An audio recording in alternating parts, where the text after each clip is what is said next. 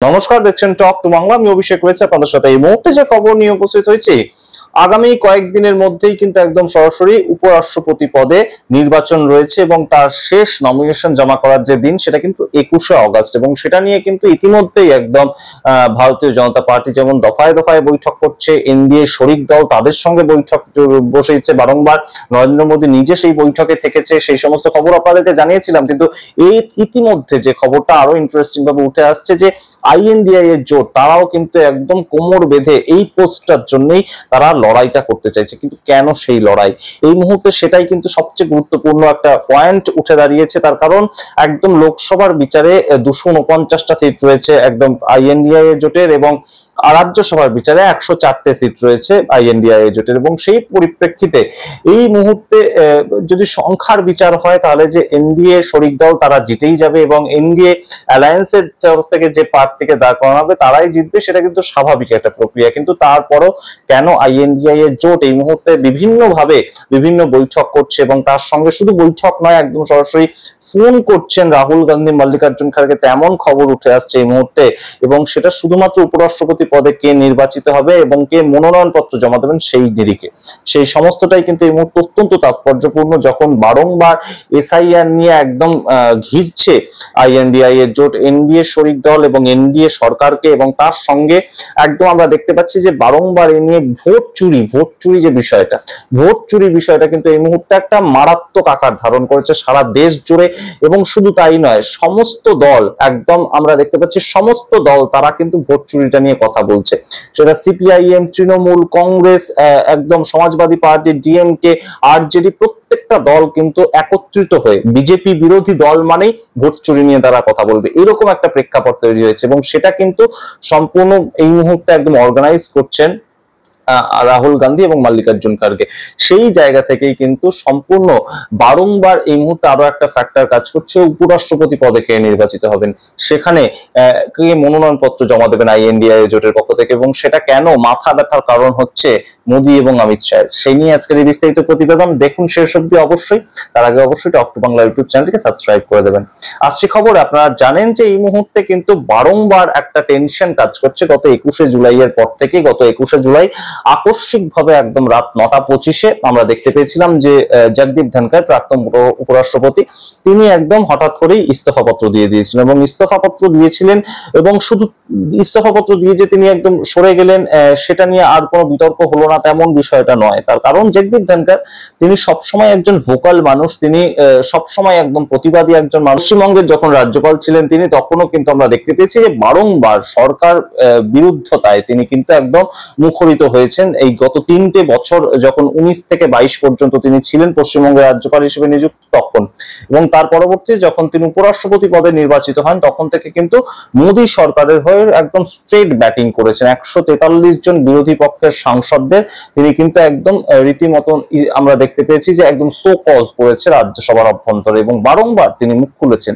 এবং সেই একই ঘটনা তিনি কয়েকদিন আগে শিবরাজ সিং চৌহান, একদম বিজেপির এই মুহূর্তে কৃষি মন্ত্রী, তাকেও করে বসেছিলেন যে আপনি এই মুহূর্তে আমাকে বলুন, আপনি রিপোর্ট করুন যে কেন এই মুহূর্তে সরকার কৃষকদের জন্য কিছু করছে না।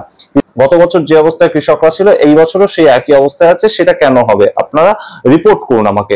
এবং সেই জায়গা থেকে কিন্তু কোথাও গিয়ে জগদীপ ধনখড়কে সরে যেতে হয়, এবং জগদীপ ধনখড়কে কোথাও একদম চাপ দেওয়া হয়েছিল বিজেপির পক্ষ থেকে। জেপি নাড্ডা ফোন করেছিলেন রাত 8:30 নাগাদ। আপনাদের সমস্তটা একদম পরপর প্রতিবেদন করে আমরা জানিয়েছি যে কিভাবে একদম সম্পূর্ণ প্রক্রিয়াটা হয়েছিল, এবং তিনি একদম রাতারাতি তিনি তার ইস্তফাপত্র রেডি করে এবং সেটাকে পাবলিক করে দিয়েছিলেন। এবং তার পরবর্তীতে আর একটাও কথা বলেননি এই নিয়ে সংবাদ মাধ্যমের সামনে। এবং প্রাক্তন উপরাষ্ট্রপতি হিসেবে তিনি যদি সংবাদ মাধ্যমের সামনে একটা প্রেস কনফারেন্স করতে চান সেটা তিনি করতে পারতেন, কিন্তু তিনি করেননি তেমন কিছু। এবং সেই জায়গা থেকেই এই মুহূর্তে সেই সম্পূর্ণ প্রক্রিয়াটা নিয়ে কিন্তু খুব একটা যে মাতামাতি হোক বা লোক জানানো হোক বা পাবলিক সেটা নিয়ে জানুক, সেটা চাইছে না ভারতীয় জনতা পার্টি। তার কারণ এই মুহূর্তে সেইটা কিন্তু বিজেপির জন্য একটা স্ক্যান্ডালের একটা বিষয়। বিজেপির একজন চুজ করা উপরাষ্ট্রপতি, তাকে তার পদ থেকে সরে যেতে হলো। এবং মিডিয়াতে অলরেডি খবর চলে এসেছে যে বিভিন্ন জায়গায় আমরা যে একদম মিডিয়াতে দেখতে পাই যে বিজেপিরই মধ্যে কিন্তু একটা অন্তর্দ্বন্দ্ব তৈরি হয়েছিল তাকে নিয়ে, এবং তাই জন্য তাকে সরে যেতে হলো। তিনি যে কথাগুলো বলছিলেন, তিনি যে অ্যাক্টিভিটি গুলো করছিলেন, সেটা কিন্তু খুব একটা বিজেপি মুখী যে ছিল তেমন নয়। যেমন খবর উঠে এসেছিল চন্দ্রবাবু নাইডু যিনি অন্ধ্রপ্রদেশের মুখ্যমন্ত্রী, একজন শরিক দল বিজেপির এনডিএ সরকারের, তাকে কোথাও গিয়ে নাকি সিক্রেটলি ম্যানিপুলেট করার চেষ্টা করেছিলেন এই জগদীপ ধনখড়, যাতে তিনি সমর্থন তুলে নেন এই সরকারের তরফ থেকে।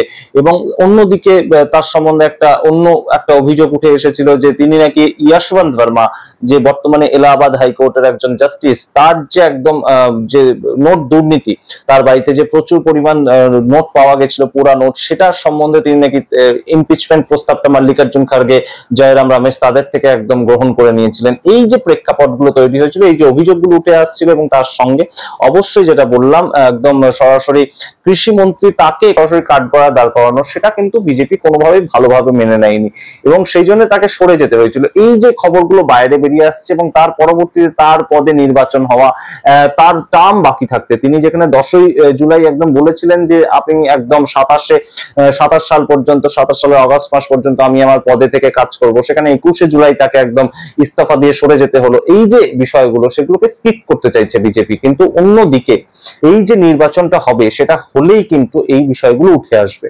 এবং তাই জন্য খুব চটজলদি সম্পূর্ণ বিষয়টা কিন্তু সম্পন্ন করা হচ্ছে। এবং বাদল অধিবেশন চলতেই সম্পূর্ণ যে নোটিশ নির্বাচন কমিশন সেটা দিয়ে দিয়েছে, এবং তার পরিপ্রেক্ষিতে সম্পূর্ণ বিষয়টা কিন্তু সম্পন্ন হওয়ার একটা এই মুহূর্তে তোড়জোড় চলছে। এবং আইএনডিআইএ জোট, তাদের পক্ষ থেকে যদি একদম প্রার্থী দিয়েও দেয়া হয়, তিনি তো হেরে যাবেন, কিন্তু তাহলে তারা এখন সেই চেষ্টাটা করছে কেন? এই মুহূর্তে যেটা খবর সবচেয়ে ইন্টারেস্টিং, যে বিজেপির পক্ষ থেকে এখনো পর্যন্ত কিন্তু ঠিক করা যায়নি যে কাকে প্রার্থী করা হবে। বিজেপির পক্ষ থেকে কিন্তু এখনো পর্যন্ত একদম আরএসএস এবং বিজেপির যে গুজরাট লবি, তাদের মধ্যে একটা দ্বন্দ্ব চলছে যে এই যে উপরাষ্ট্রপতি নির্বাচন হবে, সেখানে একদম সংঘের কাছাকাছি কোনো মানুষ থাকবে, নাকি একদম গুজরাট লবির কাছাকাছি কোনো মানুষ থাকবে। গুজরাট লবি বলতে মনে করিয়ে দিই যে বিভিন্ন রাজ্যে কিন্তু আপনারা ভেবে দেখুন যে বিভিন্ন জায়গায় আমরা দেখতে পাই যে একদম অন্য দল থেকে ভাঙিয়ে আনা বিজেপিতে এবং একদম সরাসরি ক্ষমতায় বসিয়ে দেয়, এইটা কিন্তু গুজরাট লবির একটা খুব সিগনিফিকেন্ট একটা বিষয়। এবং সেই জায়গা থেকে তাদের হাতে সম্পূর্ণ ক্ষমতাটা দিয়ে দেয়। ঠিক যেমন এই মুহূর্তে আসামের মুখ্যমন্ত্রী হেমন্ত বিশ্ব শর্মা, তিনি কিন্তু আগে কংগ্রেসের একজন প্রার্থী ছিলেন এবং কংগ্রেসের একজন নেতা ছিলেন আসামে, তাকে একদম সরাসরি এনে মুখ্যমন্ত্রীর চেয়ারে বসিয়ে দেয়। কিংবা আমরা যদি দেখি জগদীপ ধনখড়, তিনিও কিন্তু সম্পূর্ণভাবে ছিলেন একদম কংগ্রেসে 2003 সাল পর্যন্ত, তাকে পরবর্তীতে একদম বিজেপির লিগ্যাল সেলে নিয়ে আসা এবং সেখান থেকে একদম পশ্চিমবঙ্গের রাজ্যপাল করা, পরবর্তীতে ভারতের উপরাষ্ট্রপতির পদ দিয়ে দেওয়া, সেটা কিন্তু সংঘ কোথাও গিয়ে এই মুহূর্তে একটা কন্ট্রোল করতে চাইছে এবং তার পরিপ্রেক্ষিতে একটা দ্বন্দ্ব চলছে তাদের মধ্যে। তার সঙ্গে এই মুহূর্তে আইএনডিএ জোট কেন এতটা তৎপর, সেই প্রশ্নের উত্তর কিন্তু একটাই, যে এই মুহূর্তে যদি একদম উপরাষ্ট্রপতি পদের যে নির্বাচন হবে, সেখানে যদি একত্রিত ভাবে 249 জন এবং এদিকে 104 জন সাংসদ একই ব্যক্তিকে ভোট দেন, এবং তার সঙ্গে আম আদমি পার্টি তাদেরও যদি সাংসদরা এসে সরাসরি ভোটটা দেন, তাহলে কিন্তু অবশ্যই এই একটা ছবি একদম প্রতিষ্ঠিত হবে যে এই মুহূর্তে যে ভোট চুরি নিয়ে অভিযোগটা উঠেছে, সেটা কোথাও গিয়ে একদম বিজেপি বিরোধী একটা মুভমেন্ট তৈরি হয়েছে। এবং শুধু তাই নয়, আপনাদের বারংবার বলছি, চন্দ্রবাবু নাইডুর যে অবস্থান এই মুহূর্তে, সেটা কিন্তু খুব একটা ভালো নয়।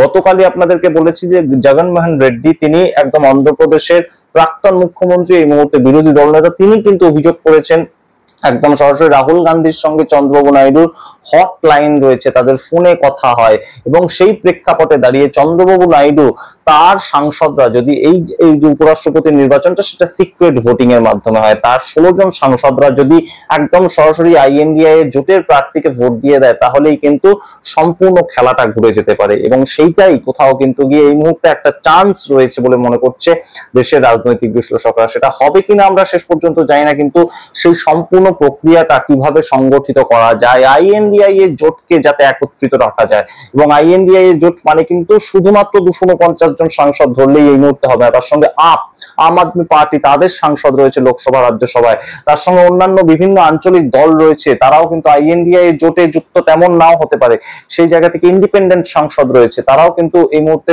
একদম এনডিএ সরকারের হয়ে বা আইএনডিআই জোটের হয়ে তারাও নাও হতে পারে, তাদেরকে একত্রিত করা সেটা কিন্তু বারংবার চেষ্টা করছেন মল্লিকার্জুন খাড়গে, রাহুল গান্ধীরা, এবং তার সঙ্গে এই চন্দ্রবাবু নাইডুর 16 জন সাংসদ লোকসভায় যারা রয়েছেন এবং তার সঙ্গে রাজ্যসভাতেও রয়েছেন কিছু, তারা যদি একত্রিত হয়ে ভোটটা দিয়ে দেয় একদম আইএনডিআই জোটের প্রার্থীকে, সেটা কিন্তু একটা লজ্জার নিদর্শন হবে। ভারতবর্ষের উপরাষ্ট্রপতি, ভারতবর্ষের মোদী কনজিকিউটিভ টার্মে 3টে বারের জন্য সরকার তৈরি করার পরে উপরাষ্ট্রপতি পদে তাদের পছন্দের প্রার্থীকে জেতাতে পারলেন না। এটা যদি হেডলাইন হয় তাহলে কিন্তু অত্যন্ত বিষয়টা খারাপের দিকেই যাবে নরেন্দ্র মোদী সরকারের জন্য। এবং অবশ্যই এই মুহূর্তে বিভিন্ন বিষয় নিয়ে আলোচনা চলছে, বিভিন্ন বিষয় নিয়ে মতামত আদান প্রদান চলছে, কিন্তু এটা যদি নাও হয় শেষ পরিণতি উপরাষ্ট্রপতি পদে যদি এনডিএ প্রার্থীও জিতে যান, তাহলে কিন্তু একটা বিষয় অন্তত যাতে প্রতিষ্ঠিত করা যায় যে আইএনডিআই জোট একত্রিত আছে এবং তারা যাকে প্রার্থী করেছিল তারা সবকটা ভোট তারা পেয়েছেন, এবং সেটাই যদি প্রতিষ্ঠিত করা যায় তাহলেও কিন্তু এই মুহূর্তে মোদী সরকারকে ভয় দেখানো বা মোদী সরকারকে চাপ দেওয়া, সেটা যেমন ভাবে ঠিক একদম বাইরে করছে, প্রত্যেক দিন তারা করছে পার্লামেন্ট চলাকালীন বা পার্লামেন্টের বাইরে, সেটা কিন্তু আরো একবার প্রতিষ্ঠিত করা যাবে একদম উপরাষ্ট্রপতি নির্বাচনের প্রেক্ষিতে। সমস্তটাই রাখলাম আপনাদের সামনে। এই মুহূর্তে আপনারা কি মনে করছেন অবশ্যই কমেন্ট বক্সে কমেন্ট করে জানান। আইএনডিএ জোটের পক্ষ থেকে এখনো পর্যন্ত যা শোনা যাচ্ছে মল্লিকার্জুন খাড়গে তাকেই প্রার্থী হিসেবে মনোনয়নপত্র জমা দেওয়ার কথা কিন্তু এই মুহূর্তে উঠে আসছে, তেমনই একটা বৈঠক বারংবার হচ্ছে, কিন্তু এই মুহূর্তে এনডিএ সরকার এখনো কিন্তু ঠিক করতে পারেনি তারা কাকে প্রার্থী করবে, কারণ ওই যে বললাম আরএসএস আর বিজেপির একটা দ্বন্দ্ব চলছে। সমস্ত প্রতিবেদনের ভিত্তিতে আপনারা কি মনে করছেন অবশ্যই কমেন্ট বক্সে কমেন্ট করে জানান। দেখতে থাকুন টক টু বাংলা, অবশ্যই টক টু বাংলা ইউটিউব চ্যানেলটিকে সাবস্ক্রাইব করে দিন। ধন্যবাদ।